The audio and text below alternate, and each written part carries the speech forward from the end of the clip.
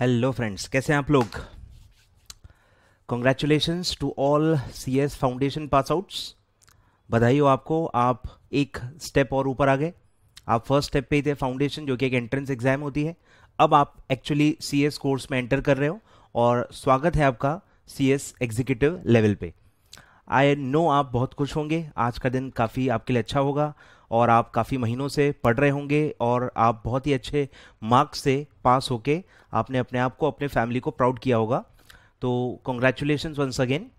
अब आगे क्या, अब ये बहुत सारे सवाल है जो हर फाउंडेशन पास आउट जो स्टूडेंट है उसके मन में चल रहा होगा। तो मैंने इसलिए आज ही सोचा कि मैं वीडियो डाल दूंगा ताकि उनके माइंड में कोई कन्फ्यूजन न हो। ठीक है, तो ये सारे डाउट्स हैं, ये सारे सवाल हैं, क्वेश्चन मार्क्स हैं जो आपके मन में है और मैं सबका इस वीडियो में जवाब दूंगा। इसीलिए ये थोड़ा वीडियो लंबा होगा, बट एक बहुत ही रिक्वेस्ट है आपसे कि आप ये पूरा वीडियो देखिए, बिकॉज बहुत सारी बातें मैं आपको बताने वाला हूँ। कुछ बातें आपको ऑलरेडी पता होंगी, कुछ बातें आपने इधर उधर से सुनी होंगी, कुछ बातें आप और दूसरे वीडियोस में देखोगे, पर कुछ बातें मैं आपको ऐसी बताऊंगा जो आपको सिर्फ इसी वीडियो में पता चलेंगी। जो काफ़ी टीचर्स जिन टॉपिक्स के बारे में बात नहीं करते हैं, जो चीज़ें खुल के जिन चीज़ों में बातचीत नहीं होती है, वो मैं आपको बताऊंगा। जो ट्रुथ होता है, जो चीज़ें आपको फेस करनी है इस जर्नी के दौरान, सीएस एग्जीक्यूटिव के दौरान जो आपको परेशानियां होंगी, आपको ऑलरेडी उसका पता होना चाहिए ताकि आप प्रॉपरली प्लान आउट करो। और आपको बहुत सारा गाइडेंस मैं इस वीडियो में दूंगा और इसलिए आपको, आपके लिए बहुत इंपॉर्टेंट वीडियो है ये मेरे हिसाब से, तो आपको आखिरी तक इसको देखना चाहिए। चलिए स्टार्ट करते हैं कि आपको क्या क्या सवाल है आपके मन में। तो ये बहुत सारे सवाल हैं। लास्ट डेट क्या है, अभी रजिस्ट्रेशन कब तक करना है, प्रोसेस क्या होता है, फीस क्या है, सब्जेक्ट्स क्या क्या है, एक ग्रुप, दो ग्रुप, कितने ग्रुप्स होते हैं, ग्रुप में कितने सब्जेक्ट्स हैं, हम कौन सा ग्रुप दें दिसंबर 2019 में। आपको दिसंबर 2019 अटेम्प्ट मिलेगा, फर्स्ट अटेम्प्ट। फिर है प्री एग्जाम, आपने सुना होगा प्री एग्जाम। तो ये प्री एग्जाम क्या है। फिर है मेन एग्जाम फॉर्म कब भरते हैं। फिर है आपकी पढ़ाई की स्ट्रैटेजी क्या होनी चाहिए, और लास्ट कि फाउंडेशन से अलग आपको क्या मिलेगा सीएस एग्जीक्यूटिव में। ठीक है, ये बहुत सारे सवाल और भी होंगे, तो वो भी मैं अलग भले एक वीडियो में कवर कर दूंगा, या आप मुझसे व्हाट्सएप पे डायरेक्टली बातचीत कर सकते हैं। ठीक है, चलिए स्टार्ट करते हैं। तो सबसे पहला है कि लास्ट डेट क्या है, रजिस्ट्रेशन का लास्ट डेट क्या है। तो रजिस्ट्रेशन के लिए आपके पास ज़्यादा समय नहीं है, 28 फेब ये लास्ट डेट है बोथ ग्रुप का। रजिस्ट्रेशन एक्चुअली बोथ ग्रुप का ही होता है हमेशा। आप एग्जाम की एलिजिबिलिटी डिसाइड होती है उससे डेट से, रजिस्ट्रेशन पूरा बोथ ग्रुप का ही एक साथ होता है। तो अगर आप 28 फेब के पहले रजिस्टर करते हो तो आप बोथ ग्रुप एग्जाम देने के लिए एलिजिबल हो, पर रजिस्ट्रेशन फी एक साथ पूरी भरनी होती है बोथ ग्रुप की। और अगर आपकी ये डेट निकल गई तो भी आपको कोई टेंशन लेने की जरूरत नहीं है। 31 मई के पहले आप एक सिंगल मॉड्यूल का भी अगर आप रजिस्टर करते हो, उसके पहले 31 मई के पहले आप रजिस्टर करते हो तो आप सिंगल मॉड्यूल देने के लिए आप एलिजिबल हो दिसंबर 2019 में। तो ऐसा नहीं कि पूरा अटेम्प्ट निकल गया, सिंगल मॉड्यूल तो भी आप एलिजिबल रहोगे और कोई भी मॉड्यूल दे सकते हो आप। फर्स्ट मॉड्यूल भी दे सकते हो, सेकंड भी दे सकते हो, दोनों में से कोई भी एक दे सकते हो। तो कोशिश करो कि आप 28 फेब के पहले ही पूरा रजिस्टर कर लो और फिर मीन टाइम में आप सोचो आपको क्या करना है। आप ऐसा नहीं कि 28 फेब के पहले रजिस्टर किया तो दोनों देना ही पड़ता, ऐसा नहीं है। उसके बावजूद आप एक ग्रुप दे सकते हो, कोई प्रॉब्लम नहीं है, पर ऑप्शन आपके पास होता है। अगर आप 28 फेब के बाद रजिस्टर करोगे तो आपका ऑप्शन ही नहीं है, आपको देना ही पड़ेगा, बरोबर। तो ये फर्क पड़ता है। ठीक है, तो ये हो गया डेट्स का। आई होप आपका कंसेप्ट क्लियर है इस पे कि डेट्स कैसे अप्लाई होती हैं। फिर है फीस क्या है। तो फीस मैं आपको बता देता हूं क्या है। फीस का शेड्यूल देखो ये है। अगर आप अलग अलग कैटेगरीज दिए, अगर आप सीएस फाउंडेशन पास आउट हो तो आप पे ये अप्लाई होता है, आपको 9,500 भरने। ठीक है, सीएस फाउंडेशन के थ्रू जो आ रहे हैं एग्जीक्यूटिव में उनके लिए फीस है 9,500। इसमें आपका रेगुलर फी है 8,500 और 1,000 प्री एग्जाम का फीस ऑलरेडी इसमें इंक्लूडेड है, तो आपको अलग से देने की जरूरत नहीं है। Pre exam 1,000 rupees one time भरना पड़ता है और वो आपके फीस में ऑलरेडी इंक्लूडेड है। ठीक है, और फिर अगर आप कॉमर्स ग्रेजुएट हो, बीकॉम से डायरेक्टली कर रहे हो, बीकॉम से आप आए हो या कोई भी ग्रेजुएशन से आप आए हो, तो आपका फी होगा 10,000। ठीक है, इसके अंदर भी 1,000 प्री एग्जाम इंक्लूडेड है। फिर जो नॉन कॉमर्स ग्रेजुएट है, साइंस या आर्ट्स फील्ड से है, तो उनके लिए है 11,000।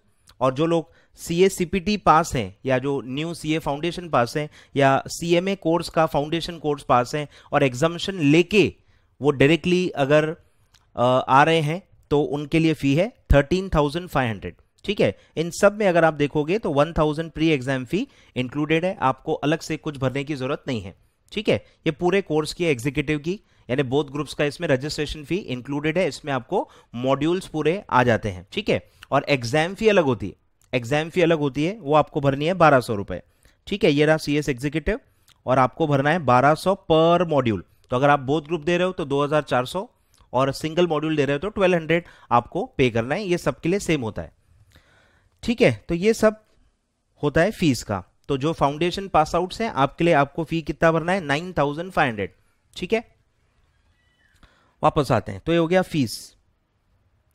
फिर है सब्जेक्ट्स क्या क्या हैं। ठीक है, 2 ग्रुप्स हैं आपको, 2 मॉड्यूल्स हैं। तो फर्स्ट ग्रुप में है JIGL, ज्यूरिस्प्रूडेंस बोलते हैं इसको शॉर्ट में, ज्यूरिस्प्रूडेंस। फिर है SBEC, setting up of business entities and closure. फिर है कंपनी लॉ CL और एक है टैक्स लॉस। तो ये 4 फर्स्ट ग्रुप में सब्जेक्ट्स हैं। और ग्रुप 2 में है corporate and management accounting, SLCM, securities law and capital market, EBCL, economic business and commercial law और SFM, strategic and financial management. ठीक है, तो ऐसे 8 सब्जेक्ट्स हैं आपको। ठीक है, 8 सब्जेक्ट्स हैं, 800 मार्क है टोटल और सारे के सारे रिटन पेपर्स हैं, सब रिटन है। तो सबसे अलग बात फाउंडेशन से एग्जीक्यूटिव में क्या है, ये है क्या, नो MCQ। इसमें आपको एक भी MCQ नहीं है, सब कुछ रिटन है, डिस्क्रिप्टिव है, आपको पूरा लिखना है।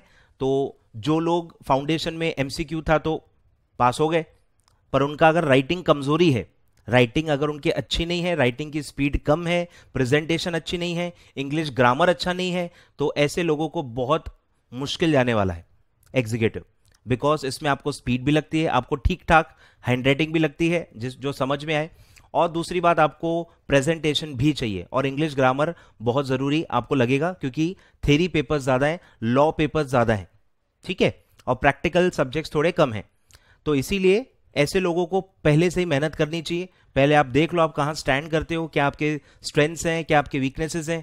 ये अगर चीजें आपके वीकनेसेस में आती हैं तो आपको बहुत हार्ड वर्क पहले से ही करना पड़ेगा और बहुत मतलब आपको परेड होगी आपकी, क्योंकि ये चीजें आपको सीधे एग्जाम आते आते पता चलेगी कि यार हैंडराइटिंग का भी काम होता है, हमको तो किसने बताया ही नहीं, या हमारा स्पीड बहुत कम है, प्रेजेंटेशन भी होती है। ये सब बातें 4-5 महीने तक आपको कुछ ध्यान ही नहीं आती, कोचिंग वाले भी ज्यादा इस चीज पे बात नहीं करते हैं। फिर जब टेस्ट वेस्ट चालू होती है, टेस्ट आप देते हो, तब आपको पता चलता है कि हाँ यार इन चीजों में अपन बहुत पीछे हैं। और फिर जब टाइम काफी कम रह जाता है, फिर आपको लगता है कि अब क्या हो सकता है। तो अब जब अपन इनिशिएट कर रहे हैं कोर्स को और आपके पास बहुत अच्छा समय है अभी भी, और अभी भी जो समय है वो कम ही है, पर इससे ज्यादा आपको कभी मिलेगा भी नहीं। ये सब मैं आपको बताऊंगा, फर्स्ट अटेम्प्ट का इंपॉर्टेंस क्या होता है मैं आपको बताऊंगा। बहुत कम लोग इस बारे में बात करते हैं, बहुत लाइटली लिया जाता है फर्स्ट अटेम्प्ट को, और यही वजह है कि लोग अटेम्प्ट देते हैं। तो मैं काफी ये चीजों में डिस्कस करूंगा कि क्यों एग्जीक्यूटिव में क्या प्रॉब्लम्स फेस करते हैं लोग, क्यों करते हैं, और सब आप फेस ना करो तो आपको क्या करना चाहिए, ये सब बातें हम इस वीडियो में करेंगे। ठीक है, तो ये हो गया, 2 ग्रुप्स हैं, 8 सब्जेक्ट हैं। फिर है प्री एग्जाम, जो है कि प्री एग्जाम आपको देना पड़ता है। मेन एग्जाम से पहले आपको प्री एग्जाम क्लियर करना जरूरी है। जो भी मॉड्यूल आप अपीयर कर रहे हो आपको उसका प्री एग्जाम पहले क्लियर करना है। तो अगर आप बोथ मॉड्यूल्स दे रहे हो तो बोथ मॉड्यूल्स के सारे पेपर्स का प्री एग्जाम क्लियर करना कंपलसरी है, नहीं तो आप मेन एग्जाम नहीं दे सकते। फिर अगर आप एक ही मॉड्यूल दे रहे हो तो जिस मॉड्यूल को आप अपीयर कर रहे हो आपको उसी मॉड्यूल का प्री एग्जाम देना है। जो मॉड्यूल आप अपीयर ही नहीं कर रहे हो उसका प्री एग्जाम अभी आपको देने की जरूरत नहीं है। दूसरी बात, ये प्री एग्जाम 1 टाइम है, फर्स्ट अटेम्प्ट में ही आपको देनी होती है। और अगर आप ये अटेम्प्ट में प्री एग्जाम पास हो गए लेकिन मेन एग्जाम फेल हो गए, और अगर आप एक और अटेम्प्ट दे रहे हो तो फिर जो सेकेंड अटेम्प्ट आप दोगे उसके लिए प्री एग्जाम डबल से देने की जरूरत नहीं है। ठीक है, तो ये सिर्फ 1 टाइम प्री एग्जाम है जो आपको सिर्फ फर्स्ट अटेम्प्ट में देना है। दूसरी बात कि एक ऑनलाइन टेस्ट है, ठीक है, घर बैठ के आपको देना है, MCQ बेस्ड है, पर इसमें नेगेटिव मार्किंग रहेगा। फाउंडेशन जैसा ही है, MCQ है लेकिन नेगेटिव मार्किंग इसमें रहेगा 0.25, यानी 4 क्वेश्चन गलत गए तो 4 मार्क तो जाएंगे ही, 1 मार्क और एक्स्ट्रा जाएगा। तो हर 4 रॉन्ग क्वेश्चन के लिए 5 मार्क कट होंगे, मतलब पर रॉन्ग क्वेश्चन एडिशनल 0.25 मार्क्स आपका डिडक्ट होगा। और आपको इंडिविजुअली इसमें 40 मार्क्स लाने हैं। हर पेपर में, जो प्री एग्जाम है, हर पेपर में आपको इंडिविजुअली 40 मार्क्स लाने हैं।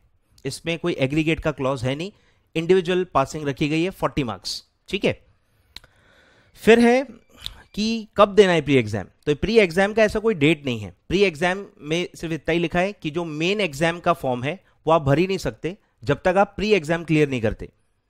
तो कोई ऐसा डेट नहीं है। और मेन एग्जाम का डेट क्या है, तो मेन एग्जाम का फॉर्म भरने का डेट होता है 25 फरवरी 2019। ये लास्ट डेट होता है। 25 अगस्त को रिजल्ट आता है जून एग्जाम का, 25 अगस्त को जून का रिजल्ट आता है और वहां से एग्जाम फॉर्म स्टार्ट होते हैं। 25 अगस्त से 26 अगस्त से फॉर्म स्टार्ट होते हैं और 25 फेब पूरा एक महीना एग्जाम का विंडो चालू होता है। विदाउट लेट फी आप 25 सितंबर तक रजिस्टर कर सकते हो, एग्जाम फॉर्म मतलब भर सकते हो। और एक लेट फी का भी एक होता है क्लॉज, 250 रुपीज लेट फी भर के आप 10 अक्टूबर तक भी एग्जाम फॉर्म सबमिट कर सकते हो। तो टेक्निकली मैं अगर विदाउट लेट फी मानूं तो 25 फरवरी के पहले आपको प्री एग्जाम भी क्लियर करना है और आपको मेन एग्जाम का फॉर्म भी भर देना है। तो टेक्निकली 25 सितंबर तक आपके पास टाइम है, ठीक है। तो और दूसरी बात कि ये कितने बार दे सकते हैं, तो इसका क्लॉज होता है कि आप दिन में एक एग्जाम दे सकते हो। ऑल सब्जेक्ट्स दिन में एक अटेम्प्ट आप दे सकते हो। मतलब अगर आपके पास 30-40 डेज हैं तो आप 30-40 टाइम्स ये अटेम्प्ट कर सकते हो। तो इसलिए इससे डरने की बात है ही नहीं। एक तो एमसीक्यू है, ऊपर से घर बैठ के देना है, ठीक है। आप बुक्स देख के भी कर सकते हो। ऐसा कोई प्रोविजन नहीं है कि आपको किससे बात नहीं करनी है, कुछ देखना नहीं है, तो ऐसा कुछ स्ट्रिक्ट नहीं है। घर बैठ के आपको देना है, जैसा आप देना चाहो दे सकते हो। आपको वो एक दिन में एक ही बार देना है, 24 आवर्स में एक ही बार देना है और आप जितना टाइम अवेलेबल है उतने बार आप मल्टीपल टाइम्स उसको दे सकते हो और आपको सिर्फ 40 लाने। तो इतना डरने की बात नहीं है, ठीक है। तो ये हो गया मेन एग्जाम फॉर्म। अब आपके पास टाइम कितना अवेलेबल है, ये तो हो गया बेसिक चीजें जो आपको इधर उधर भी पता चली जाएंगी। अब मैं काम की बात चालू करूंगा कि एग्जीक्यूटिव को आपको कैसे अप्रोच करना चाहिए, आपका स्ट्रैटेजी क्या होना चाहिए, आपको एक ग्रुप देना चाहिए, बोथ ग्रुप के लिए आपको जाना चाहिए, फर्स्ट अटेम्प्ट का क्या इंपॉर्टेंस है, बराबर। ये सब बातें भाई अपन करने वाले हैं। चलिए, तो आपके पास टोटल अवेलेबल टाइम है, देखो फेब तो अब गया, फेब का तो कुछ खास बचा नहीं है। मार्च से लेके दिसंबर मिड तक आपके पास समय है। एग्जाम्स लगभग हर बार 20 दिसंबर या 21 दिसंबर से स्टार्ट होते हैं, ठीक है। तो आधा दिसंबर भी आपको मिलता है। तो टेक्निकली आपके पास 9.5 मंथ्स है, 1 मार्च से 9.5 मंथ्स है। अब 8 सब्जेक्ट हैं, 8 सब्जेक्ट है, ठीक है, ये भूलना नहीं है। 8 सब्जेक्ट्स हैं आपको और आपका समय कितना है, 9.5 मंथ्स। अब पहला प्रॉब्लम कि जब आप 8 सब्जेक्ट पढ़ते हो आपको पहले तो रिवीजन के लिए समय रखना पड़ेगा। तो कम से कम 8 सब्जेक्ट को रिवाइज करने के लिए 2 से 2.5 महीने लग जाते हैं। 2 से 2.5 महीने, मैं 2.5 महीने पकड़ता हूं, तो 9.5 महीने में से 2.5 महीने गए, आपके पास नेट बचता है 7 मंथ्स। तो 7 मंथ्स है आपके पास 8 सब्जेक्ट्स को पढ़ने के लिए, प्रिपेयर करने के लिए। मतलब एक सब्जेक्ट के लिए 1 महीना भी नहीं। और इसमें आपको क्लासेस भी करने हैं, इसको आपको सेल्फ स्टडी भी करना है, इसमें आपको थोड़ा बहुत राइटिंग प्रैक्टिस करना है और फिर आपको अलग से बाद में 2.5 महीने में उसको रिवाइज भी करना है और बीच में फिर प्री एग्जाम भी देना है। तो इतना देखो सफर आसान नहीं होगा। तो फाउंडेशन से क्या अलग है, तो यही अलग है। वहां 4 सब्जेक्ट्स थे, यहां 8 सब्जेक्ट्स हैं। वहां भी 9 महीने ही थे, यहां भी 9 महीने हैं। टाइम उतना ही है पर सब्जेक्ट्स डबल हो गए। एक सबसे बड़ी कठिनाई, सब्जेक्ट सीधे डबल हो गए। दूसरी बात, सब्जेक्ट का जो डेप्थ है वो भी डबल है। जो फाउंडेशन लेवल का डेप्थ है, जो डिफिकल्टी लेवल है, उससे पूरा डबल लेवल और डेप्थ एग्जीक्यूटिव लेवल का है। तो सब्जेक्ट्स भी डबल कर दिए और हर सब्जेक्ट का डिफिकल्टी लेवल भी डबल कर दिया। एमसीक्यू हटा के रिटर्न कर दिया, फिर प्री एग्जाम डाल दी और टाइम उतना ही दिया है। 9.5 मंथ्स ही है जो आपके पास फाउंडेशन में भी थे। तो ये है एग्जीक्यूटिव। ये आपको मतलब सोच के देखो कि 7 मंथ्स में आपको 8 subjects classes plus self study करके कंप्लीट करने हैं। और फिर बीच में अब आपका आएगा जो आप ग्रेजुएशन कोर्स परस्यू कर रहे हो, उसके बीच बीच में भी एग्जाम्स आएंगे, बराबर। सेमेस्टर पैटर्न है और जैसे महाराष्ट्र में सेमेस्टर पैटर्न है और ये सब है जो भी यूनिवर्सिटी से आप कर रहे हो। मैं तो पर्सनली बीकॉम मैंने किया नहीं है तो मुझे ज़्यादा जानकारी नहीं है उसके बारे में, बट सेमेस्टर पैटर्न है तो वो भी एक परेशानी आएगी आपको। कुछ लोग एलएलबी कर रहे होंगे तो एलएलबी के भी एग्जाम बीच में आएंगे। तो ये सब भी है। अब कुछ महारथी और भी कोर्सेज करते हैं, ग्रेजुएशन से भी उनका पेट नहीं भरता, और भी बहुत सारे कोर्सेज करते हैं। तो वो लोग तो मतलब गए काम से। तो ये सब रीजंस है, ठीक है। मल्टीपल कोर्सेज, सबसे पहली दिक्कत कि आप मल्टीपल कोर्सेज परस्यू करते हो तो सीएस एग्जीक्यूटिव तो भैया बोथ ग्रुप तो मतलब भूल ही जाओ कि 7 महीने में 8 सब्जेक्ट्स कैसे आप करोगे। और बीच बीच में अगर दिक्कतें रही, अदर कोर्सेज का भी अगर आपको कमिटमेंट रहा, तो फिर आपका माइंडसेट नहीं होगा प्रॉपरली कि आप बोथ ग्रुप अटेम्प्ट कर पाओ, और फिर वो कुछ भी नहीं हो पाता, पूरा मतलब आपका अटेम्प्ट ही सेक्रीफाइस हो जाता है। तो इसलिए अदर कोर्स को आपको थोड़ा साइड में रखना पड़ेगा। तो काफ़ी लोगों को मैंने सजेशन दिया है जो मैंने खुद फॉलो किया है। मैं सीएस नहीं हूँ भाई, काफ़ी लोग मिस इंटरप्रीट करते हैं मुझे कि मैं सीएस पढ़ाता हूँ। मैं सीए हूँ बाय क्वालिफिकेशन, चार्टर्ड अकाउंटेंट हूँ। और एक स्कीम होती है जिसमें इग्नू की स्कीम है। इग्नू मतलब जो यूनिवर्सिटी, ओपन यूनिवर्सिटी, उनका स्कीम है और उसका टाइप है आईसीएआई के साथ भी है और आपके आईसीएसआई के साथ भी इसका टाइप है। तो मैंने उस टाइप से वो कोर्स किया था बीकॉम का। तो उसमें क्या होता है कि जो सब्जेक्ट्स आपके ऑलरेडी सीएस में हैं वो सब्जेक्ट्स आपको एग्जम्प्ट हो जाते हैं, और सिर्फ जो लैंग्वेजेस होती हैं या एक आध पेपर जो एक्स्ट्रा होता है वो आपको ग्रेजुएशन का देना होता है, और आपको कोई रेगुलर कॉलेज नहीं करना है, कुछ नहीं करना है, सीधे 3 साल के लैंग्वेजेस और जो भी एक्स्ट्रा पेपर आपको एक साथ देना है और आपको सीधे बीकॉम की डिग्री मिल जाती है। तो मैंने इस स्कीम के तहत किया है। तो ये स्कीम मैं सबको रिकमेंड करता हूँ, काफ़ी लोगों को की है, बट 1 या 2 ही बच्चों ने मानी है। और मैं नाम नहीं लेना चाहूँगा, बट यस 1-2 बच्चों ने मानी है और वो लोग बहुत अच्छे से एग्जीक्यूटिव फर्स्ट अटेम्प्ट में क्लियर हो भी चुके हैं। और इसलिए मैं आपको ये बता रहा हूँ क्योंकि वो हुए हैं, उनके माइंड में कोई कन्फ्यूजन ही नहीं था, उनके माइंड में कोई डाइवर्जन नहीं था। आज एक एवरेज जो भी नॉर्मल बच्चे हैं उनके माइंड में बहुत डाइवर्जन्स हैं। One of the main diversion है ये ग्रेजुएशन का कोर्स, जो आपका पूरा 1 महीना 1.5 महीना खराब करता है, और कहीं ना कहीं आप फ्रस्ट्रेट हो जाते हो। प्रॉब्लम है फ्रस्ट्रेट हो जाना, डिस्टर्ब कर देता है आपको, और आप बोथ ग्रुप के लिए तो मेंटली प्रिपेयर होते ही नहीं हो, ठीक है। तो एक है आपको ये बहुत बोल्ड डिसीजन लेना पड़ेगा कि ग्रेजुएशन आपको कैसे स्किप करना है और कैसे आपको स्कीम में लाना है, कैसे आप इग्नू की स्कीम से करोगे। मेरे हिसाब से वो बेटर मूव होगा। मैंने भी बीच में छोड़ के ऑप्ट किया था। सब बोलेंगे सर पहले नहीं बताया, हमने तो फर्स्ट ईयर कर लिया है या सेकेंड ईयर में आ चुके हैं। मैंने भी फर्स्ट ईयर नागपुर यूनिवर्सिटी से नॉर्मल रेगुलर कोर्स किया था, और उसके बाद सेकेंड ईयर में आने के बाद मैंने बोल्ड डिसीजन लिया, मैंने बीकॉम बीच में छोड़ दिया और मैंने वो इग्नू का स्कीम ऑप्ट कर लिया। इतना माइंड फ्री हो जाता है, मैं आपको बता ही नहीं सकता। आपका टारगेट एक ही होता है और बिल्कुल क्लियर होता है। ये 2-2 टारगेट के चक्कर में क्या आप कहीं भी पहुंच नहीं पाते हो, ये बता रहा हूं मैं आपको। ये बहुत बड़ा इशू है जिसको बहुत लाइटली नहीं लेना चाहिए। लोग बहुत लाइटली लेते हैं, ठीक है बीकॉम ही है ना, कर लेते हैं, क्या प्रॉब्लम है, 1 महीना जाएगा, ठीक है। अरे पर ये 1 महीने से जो डिस्टर्बेंस क्रिएट होता है, फर्स्ट अटेम्प्ट जो हाथ से निकल जाता है, वो उससे कितनी बड़ी परेशानी होती है। जैसे अपन जब सीढ़ियों से फिसलते हैं, बस एक ही सीढ़ी फिसलनी होती है, आगे आपको कुछ नहीं करना होता है, बस वो पहली सीढ़ी आप फिसले तो बस आप पूरा नीचे गए। वैसा ही ये फर्स्ट अटेम्प्ट का इंपॉर्टेंस है। पहली सीढ़ी अगर आप गिर गए तो फिर आप गिरते जाओगे, आपको कुछ नहीं करना है, आप बस वो गिरते जाओगे, पता भी नहीं चलेगा क्यों गिर रहे हो। तो इसलिए मैं बोल रहा हूं first attempt is the best attempt. हमारे सीए में कहावत है, first attempt is the best attempt. आपको 100% देना चाहिए।